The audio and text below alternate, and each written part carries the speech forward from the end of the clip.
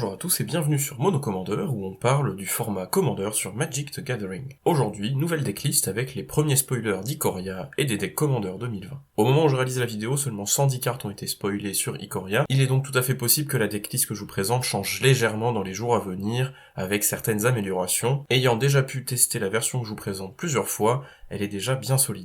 Nous allons parler d'un nouveau commandant qui est à la tête du deck Jeskai rouge, bleu et blanc, à savoir Gavi, garde du nid. C'est une créature légendaire qui coûte 2, un bleu, un blanc, un rouge, qui est une 2-5 humain et chaman. Elle a des statistiques faiblardes pour son coût, mais possède deux capacités très intéressantes. Elle réduit à 0 le coût du recyclage de la première carte recyclée à chaque tour, y compris ceux de nos adversaires, à la façon de Kadina l'année dernière. Et sa deuxième capacité créera un jeton 2-2 chat et dinosaure, blanc et rouge, dès que l'on pioche notre deuxième carte chaque tour. Avant d'attaquer la decklist, il est important de faire un petit point de règle sur le recyclage. C'est une vieille capacité qui permet, au lieu de jouer une carte, de s'en défausser pour un coût variable, le plus souvent 2 incolores, afin de piocher une carte. Le recyclage n'est pas un sort, mais une capacité activée depuis la main. C'est une capacité qui passe par la pile, ce qui la rend contrable mais uniquement par des sorts qui peuvent contrer les capacités activées, comme asphyxie par exemple. La pioche apportée par le recyclage se produit lorsque la capacité sur la pile se résout. La défausse, elle, fait partie du coup. On ne peut donc pas l'éviter. Elle peut être utilisée à n'importe quel moment où on ne peut jouer un éphémère, ce qui la rend d'autant plus intéressante, car ne peut être contrée que par très peu de sorts et utilisable n'importe quand. On notera aussi que certaines cartes dans le jeu possèdent des capacités déclenchées quand on les recycle, comme les décrets, ou le décret de silence par exemple, qui va nous dire que lorsque l'on la recycle, on peut contrecarrer le sort ciblé. Cette capacité déclenchée se produit lorsqu'on a payé le coût du recyclage, pour le décret de silence 6 plus le défaussé, avant la pioche, car les deux capacités passent par la pile, mais la capacité déclenchée s'ajoute en deuxième. Si la pioche du recyclage est contrecarrée par une asphyxie par exemple, la capacité déclenchée de contrecarre restera dans la pile et sera jouée, et inversement.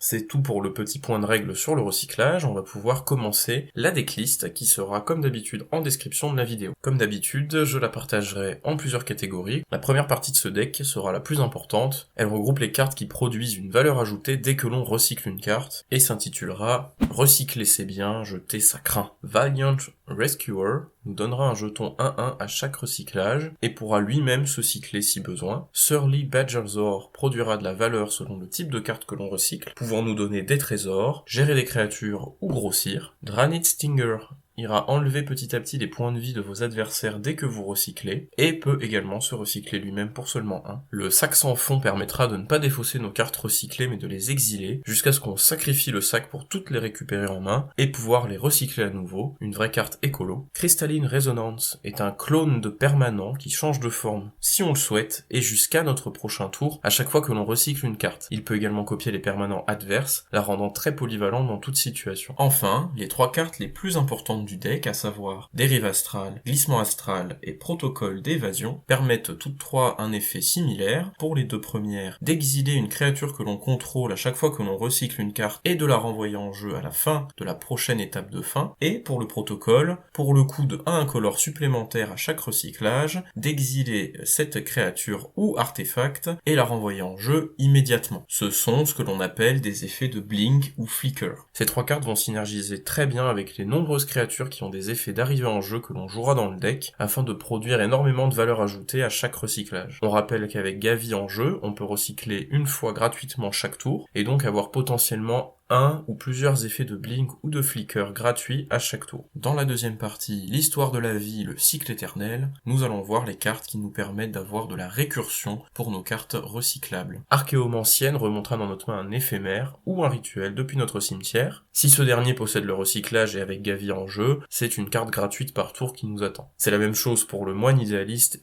et l'auramancienne, qui remonteront quant à eux des enchantements, étant encore meilleurs car ils nous permettent de récupérer les 3 cartes maîtresses du deck que l'on a vu juste avant. Le titan solaire, lui, coûte plus cher, mais récupère n'importe quel permanent coûtant 3 ou moins directement en jeu. On ne peut donc pas les recycler à nouveau, mais il récupère nos cartes comme Orame ancienne, Moine idéaliste ou nos enchantements importants. Le Sirlidan fera à peu près la même chose, en remontant uniquement des créatures mais 2 par 2, avec 2 de force ou moins. Brèche du monde souterrain nous permettra d'exploiter les nombreuses cartes dont on va se défausser au cours de la partie pour récupérer nos pièces importantes. Excavation sacrée n'est pas une créature, mais permettra de remonter dans sa main 2 cartes avec recyclage depuis notre cimetière. L'association des cartes de ces 2 premières catégories nous permet donc de recycler encore et toujours la même carte gratuitement autour de chaque joueur et de piocher virtuellement avec Gavi 4 cartes supplémentaires par tour de table. On va du coup s'attaquer à la catégorie qui nous permet d'aller chercher toutes ces cartes le plus vite possible pour lancer la machine. Elle s'appellera recycler, pas sans trier. Précepteur idyllique et préceptrice éclairée iront chercher des enchantements, en rituel ou en éphémère,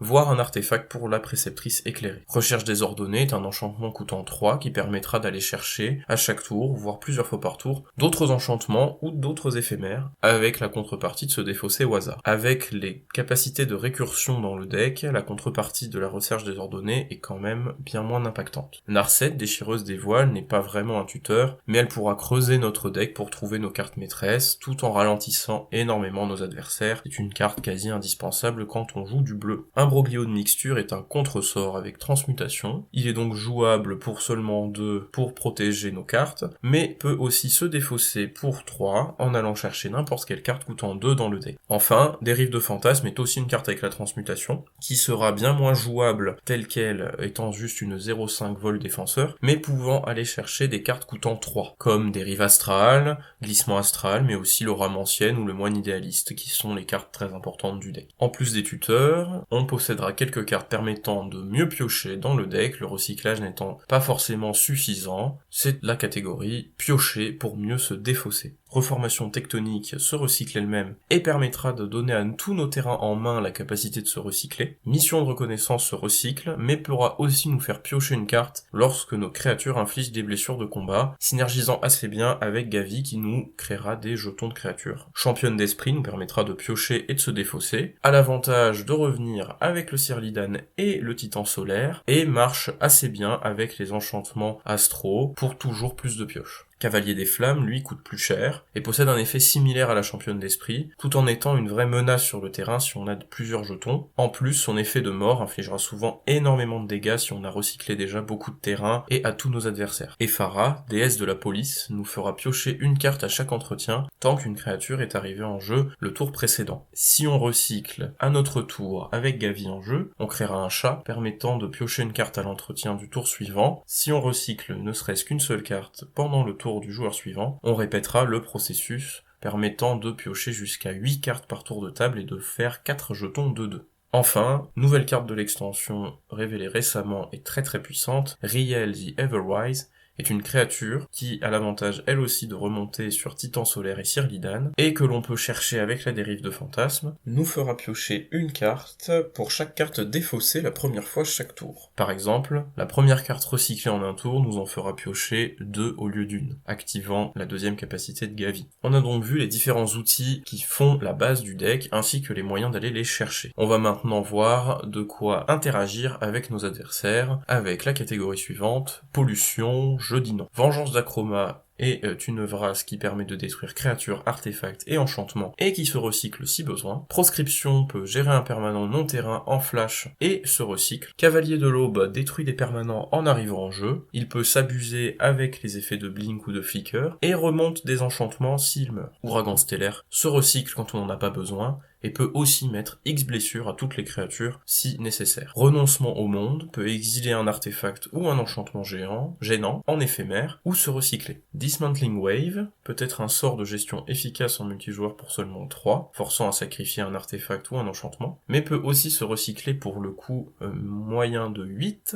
ou 0 si Gavi est en jeu, pour détruire tous les artefacts et enchantements. Dans la même lignée, on inclura dans le deck les décrets, avec le décret de silence, qui permet de contrer un sort pour 0 tout en piochant, et a l'avantage de se récupérer facilement grâce à l'Orame ancienne ou le Moine idéaliste, et le décret d'annihilation, qui lui peut exiler main cimetière, créatures, artefacts et terrains de chaque joueur si on le joue, mais peut aussi, en se recyclant pour 0 avec Gavi, détruire tous les terrains. On inclura aussi dans le deck quelques contre-sorts, comme Déni des Arcanes, qui nous fera en plus piocher une carte au prochain tour, rendant plus facile l'activation de la deuxième capacité de Gavi. Fracture de rêve contrera un sort et nous fera piocher, même chose que pour le précédent. L'obstructionniste agile se recycle tout en contrant une capacité activée ou déclenchée, nous donnant un contre gratuit supplémentaire avec notre commandante. Et enfin, Neutralize peut contrer un sort ou se recycler, le rendant plus polyvalent. Sont également présents dans le deck d'autres moyens de temporiser ou de se protéger, qui seront dans la catégorie protège ton héritage avec le recyclage. Tout d'abord, Faille Cyclonique est un incontournable et peut retourner une partie en notre faveur. Le Mage Réflecteur nous fera gagner du temps de façon répétée si on peut le blink ou le flicker. Shark Typhoon est une nouvelle carte qui nous récompensera par des créatures XX vol quand on joue un sort non créature, dont le deck est rempli, mais aussi lorsqu'on le recycle. Ominous Sea est une nouvelle carte qui peut simplement se recycler, ou nous récompenser par un jeton 8/8 toutes les 8 cartes piochées, et dans ce deck ça peut aller plutôt vite. Enfin, vient le cycle qui se recycle, celui des runes de protection. Elles ont toutes le même effet en jeu, permettant de se protéger des dégâts d'une source correspondant à leur couleur, pour seulement un blanc. On joue dans le deck les 5 runes qui correspondent chacune aux 5 couleurs de Magic, ainsi que celles contre les artefacts. L'avant-dernière catégorie de ce deck sera centrée sur la fin de partie, et comment la gagner. C'est la partie combo de la decklist, et s'appellera la curiosité est un très bon défaut. Les deux premières cartes similaires pour gagner seront le Boucanier aux cornes rutilantes et Bralin Skyshark Rider, récompensant chaque carte que l'on défausse par des dégâts sur tous nos adversaires. Elles sont d'excellentes cartes dans le deck en elles-mêmes, permettant de mettre la pression sur les points de vie de tout le monde, alors qu'on ne fait que recycler gratuitement nos cartes. Elles fonctionneront très très bien avec la carte Curiosité, qui récompense les dégâts infligés à nos adversaires avec de la pioche, voire de finir la partie sous certaines conditions que l'on va voir tout de suite. Pour cela,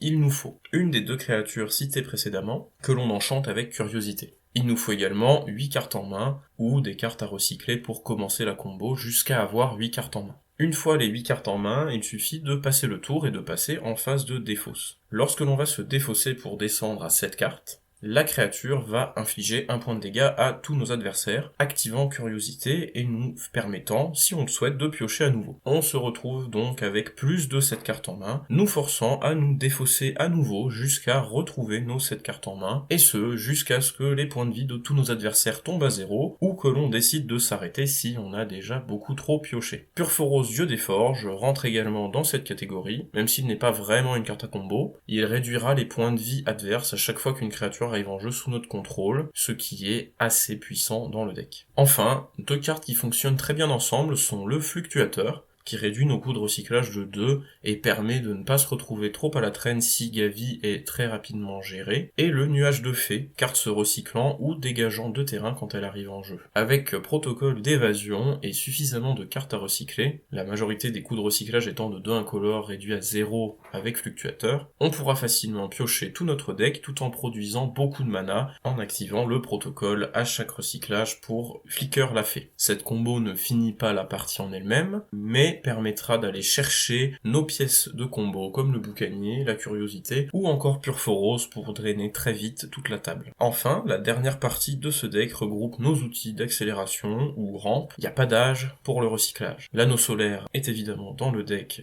On y inclura également le cachet d'Azorius, celui d'Izet et les talismans de conviction, créativité et progrès, ainsi que l'Arcane Signet, qui sont tous de bons accélérateurs coûtant 2 et résistant à notre destruction de terrain avec le décret d'annihilation. La dîme étouffante est une carte incontournable dès qu'on joue du plan, produisant une quantité massive de trésors très rapidement en multijoueur. L'extorqueur des quais fera à peu près la même chose, mais peut se blink pour continuer à produire beaucoup de trésors. Enfin, Rogreen Crystal produira un mana d'une de nos 3 couleurs pour 3, ce qui en fait un caillou peu efficace, mais à l'avantage de se recycler si on n'a pas besoin d'accélération. Concernant les terrains, on jouera 7 îles, 6 plaines et 5 montagnes, une tour de commandement, une fontaine sacrée, les conduits de vapeur et la fonderie sacrée pour nous fixer. Tous les terrains avec le recyclage compléteront cette liste. On y retrouve les 3 déserts d'Amonkhet, le cycle de terrain qui se recycle pour 2 incolores et celui qui se recycle pour 1 mana coloré, ainsi que les terres arables irriguées et le paysage désolé, et enfin les landes cendreuses qui elles iront nous fixer nos couleurs. C'est tout pour cette decklist, qui a envie de faire beaucoup de card advantage à chaque tour, en profitant d'une génération de créatures grâce à Gavi pour se protéger. Le deck reste très dépendant de Gavi et de nos enchantements qui permettent de flicker ou de blink, et on donnera tout pour les protéger et les trouver, pour ne pas se retrouver totalement désarmé. Comme dit dans l'introduction, la liste est disponible en description, elle sera peut-être un peu différente de celle présentée dans la vidéo, si les nouvelles cartes Ikoria sont fortes dans le deck. Comme d'habitude, n'hésitez pas à laisser un commentaire pour dire ce qui vous a plu ou non, vos suggestions pour améliorer ou modifier ce deck, ou les decks que vous aimeriez voir en vidéo. C'était Mono Commander, bye.